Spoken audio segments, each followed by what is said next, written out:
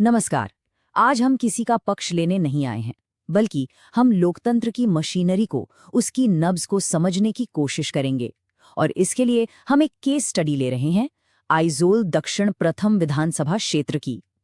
यहाँ के आंकड़ों के जरिए हम जनता के मन की बात और उनके फैसले की कहानी को परत दर परत खोलेंगे। तो ये कहानी है आइजोल दक्षिण प्रथम की। अब देखिए, ये सिर्फ एक चुनावी क्षेत्र नहीं है, ये मिजोरम में जो बड़ी राजनीतिक हवा चल रही है उसका एक छोटा सा आईना है। यहाँ जो कुछ हुआ वो हमें पूरे राज्य की राजनीतिक सेहत को समझने में काफी मदद करता है। ठीक है, तो चलिए देखते हैं कि हमारा सफर कैसा होगा। हम इसे 6 हिस्सों में समझेंगे ताकि हम समस्या की जड़ से लेकर समाधान तक की पूरी तस्वीर साफ साफ देख सकें। हम मिजोरम की जमीन और समाज से शुरू करेंगे, फिर आंकड़ों की बात करेंगे, बदलाव के कारणों को समझेंगे, आगे की क्या रणनीति हो सकती है उस पर बात करेंगे, बाहरी माहौल को परखेंगे और आखिर में ये देखेंगे कि इस जनादेश का असली मतलब क्या है। मिजोरम की राजनीति को समझने के लिए पहले वहाँ की मिट्टी, वहाँ के समाज को समझना बहुत जरूरी है। ये एक ऐसा प्रदेश है जहाँ की लगभग पूरी आबादी आदिवासी है, जहाँ ईसाई धर्म का गहरा असर है और जहाँ की लिटरेसी रेट देश में सबसे ज्यादा है। यहाँ पर लोगों की पहचान, उनका समुदाय, यही सब राजनीति का केंद्र है। तो इस सामाजिक माहौल को जहन में रखते हुए अब हम सीधे चलते हैं 2023 चुनाव के आंकड़ों पर।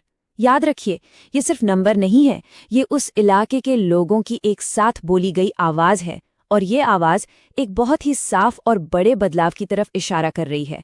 चलिए पहले देखते हैं कि इस लोकतांत्रिक प्रक्रिया का साइज क्या था।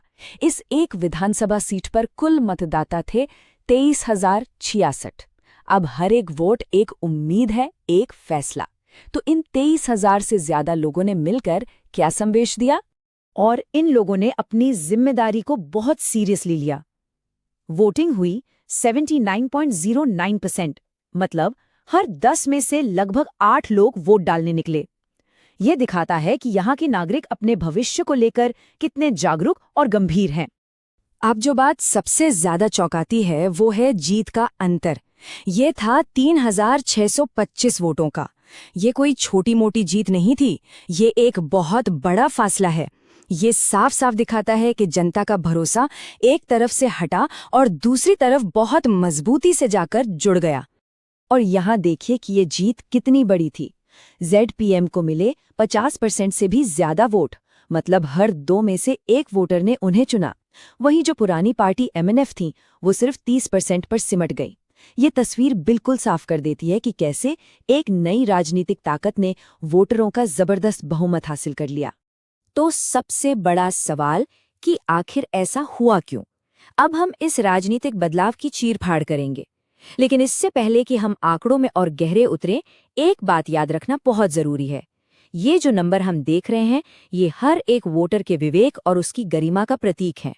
एक स्वस्थ लोकतंत्र में सार्वजनिक बहस की सबसे बड़ी जिम्मेदारी यही है कि हम हर फैसले का सम्मान करें, भले ही हम उससे सहमत हों या नहीं।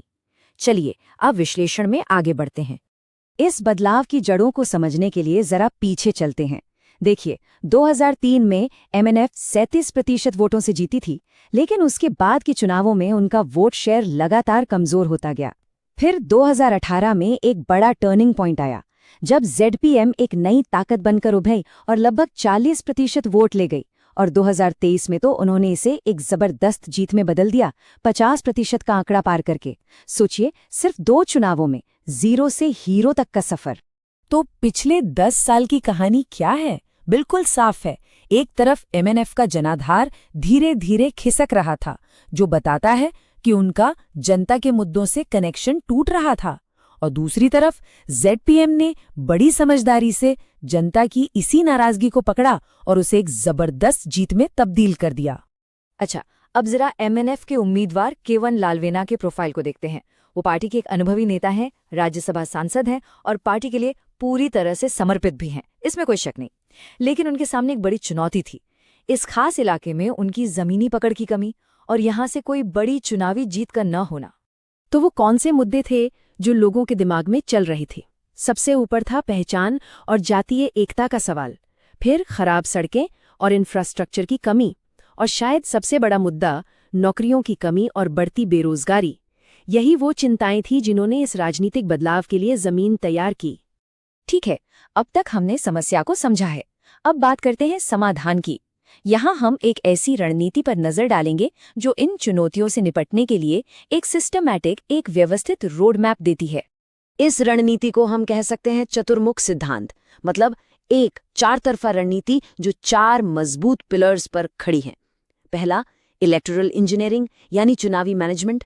दूसरा, ऑर्गेनाइजेशनल रिन्यूअल यानी संगठन में नई जान फूंकना। तीसरा, नैरेटिव डोमिनेंस यानी अपनी कहानी को सबसे मजबूती से कहना। और चौथा, रिसोर्स ऑप्टिमाइजेशन यानी संसाधनों का सबसे अच्छा इस्तेमाल। ये चारों मिलकर ही जीत की जमीन तैयार करते हैं। पहला पिलर, चुनावी इंजीनियरिंग। इसका सीधा सा मतलब है कि हर वोटर ग्रुप को समझो, स्टूडेंट्स को, चर्च ग्रुप्स को, महिलाओं को। उन बूथों पर खास ध्यान दो जहां पहले दूसरी पार्टियों को वोट मिलते थे। और स्थानीय स्तर पर जो प्रभावशाली लोग हैं और जो आपके सहयोगी दल हैं, उनके साथ मिलकर काम करो। ये जमीन पर वोट जोड़ने का विज्ञान है। दूसरा पिलर, संगठन में नई ऊर्जा भरना। इसका मतलब है बूथ कमेटियों में नए ट्रेन्ड वॉलंटियर्स को लाना, यूथ विंग को सोशल मीडिया और कॉलेज कैंपस में एक्टिव करना, डेटा एनालिसिस के लिए एक वॉर रूम बनाना, और सबसे जरूरी, चुनाव के दिन ये पक्का करना कि आपका एक एक वोटर वोट डालने जरूर निकले। तीसरा और सबसे जरूरी पिलर है अपनी कहानी को जनता के दिल में उतारना, जो एकता और प्रगति जैसा एक पॉजिटिव मैसेज बनाना, अपने तजुर्बे को नई पार्टी के सामने एक ताकत के तौर पर रखना, और सबसे अहम, लोकल मुद्दों पर फोकस करना, सड़क और रोजगार सबसे पहले, और सोशल मीडिया का इस्तेमाल करके अपनी बात को इमोशनल तरीके से लोगों तक पहुंचाना। और चौथा पिलर, संसाधनों का सही इस्तेमाल, मतलब केंद्र सरकार की योजनाओं का फायदा अपने इलाके के प्रोजेक्ट्स के लिए उठाना, डिजिटल कैंपेन के लिए सही बजट रखना, और पार्टी के नेटवर्क का इस्तेमाल करके कम पैसे और कम मेहनत में ज्यादा से ज्यादा लोगों तक पहुंचना। ये हर रुपए और हर कार्यकर्ता की कीमत वसूलने की कला है। अब अपने विश्लेषण का दायरा थोड़ा और बड़ा करते हैं, क्योंकि देखिए, कोई भी चुनाव सिर्फ लोकल मुद्दों पर नहीं होता, उस पर राज्य, देश और कई बार तो अंतर्राष्ट्रीय घटनाओं का भी असर पड़ता है। राजनीति कभी भी वैक्यूम में नहीं होती। तो आइए इन बाहरी ताकतों को देखते हैं। राजनीतिक तौर पर राज्य में अब जीपीएम की सरकार है, लेकिन केंद्र में एमएनएफ अब भी एनडीए का हिस्सा है। आर्थिक तौर पर बेरोजगारी और केंद्र के फंड पर निर्भरता ये बड़ी चुनौतियां हैं। सामाजिक तौर पर जो पहचान का मुद्दा बहुत ही सेंसिटिव है, और टेक्नोलॉजी के लिहाज से देखें तो सोशल मीडिया का असर बहुत तेजी से बढ़ रहा है। एक कामयाब रणनीति इन सभी चीजों को ध्यान में रखकर ही बनाई जा सकती है। अब हम अपने विश्लेषण के आखिरी हिस्से पर पहुंच गए हैं। ये समझना बहुत जरूरी है कि ये पूरा विश्लेषण सिर्फ चुनाव जीतने का कोई फॉर्मूला नहीं है, बल्कि ये एक रोड मैप है, एक असरदार और जन केंद्रित शासन का। ये सफर आंकड़ों से जरूर शुरू होता है, लेकिन इसकी मंजिल जनता का सम्मान और गरिमा है। तो आखिरी सिफारिशें क्या हैं लीडरशिप के लिए? उम्मीदवार को रोजाना लोगों के बीच रहना होगा, दिखना होगा। युवाओं की बात सुनने के लिए युवा सभाएं करनी होंगी। पार्टी के बड़े नेताओं को उस इलाके के लिए बड़े प्रोजेक्ट्स लाने होंगे। लेकिन ये सब कुछ भरोसे की नींव पर टिका है। और आज के डिजिटल दौर में भरोसे का एक मतलब ये भी है कि आप लोगों के डेटा का जिम्मेदारी से इस्तेमाल करें। वोटरों की जानकारी का इस्तेमाल शासन को बेहतर बनाने के लिए होना चाहिए, सिर्फ चुनाव जीतने का हथियार बनाने के लिए नहीं। हर नागरिक की निजता और उसकी सहमति का सम्मान करना, ये एक नैतिक और कानूनी दोनों तरह की जिम्मेदारी है। अंत में बस एक ही बात याद रखनी है, असली जीत वोटों के बड़े अंतर से नहीं मापी जाती। असली जीत तो सेवा करके कमाए गए भरोसे से मापी जाती है। और ये एक ऐसा जनादेश है जो सिर्फ काम करके ही पूरा किया जा सकता है, सिर्फ चुनाव प्रचार से नहीं।